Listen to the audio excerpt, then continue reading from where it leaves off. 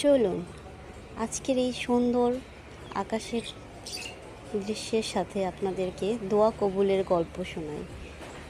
দুরুদের বরকত।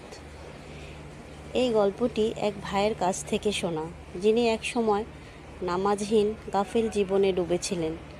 তিনি বললেন, আমি 5 ওয়াক্ত নামাজ ঠিকমতো পড়তাম না, দিন নিয়েও ভাবনা ছিল না, জীবনে শুধু হতাশাই ছিল।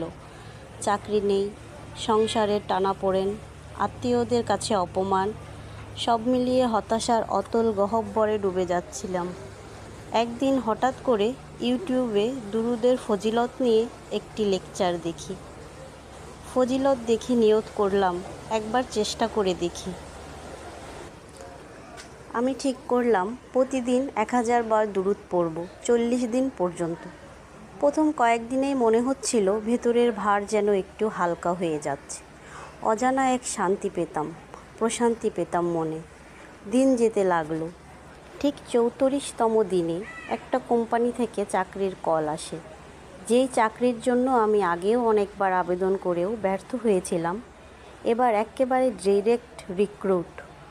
সেদিন শুধু সেজদায় পড়ে কেঁদেছিলাম, আল্লাহর শুকরিয়া আদায় করে কেঁদেছিলাম।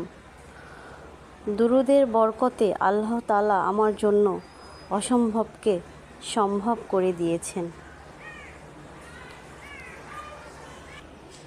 আল্লাহ দুরুদকে আমার জন্য হিদায়াতের দরজা বানিয়ে দিয়েছেন।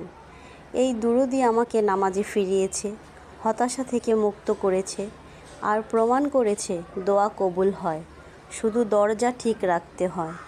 আজও আমি 1000 দুরুদ পড়ি, তবে আর কোনো চাওয়ার জন্য নয়, বরং আল্লাহর ভালোবাসার জন্য। আসুন আমরা সবসময় আল্লাহকে দুনিয়ার অন্য কোনো জিনিসের থেকে আল্লাহকে বেশি বেশি ভালোবাসি এবং তাকে খুশি করার জন্যই সকল কর্ম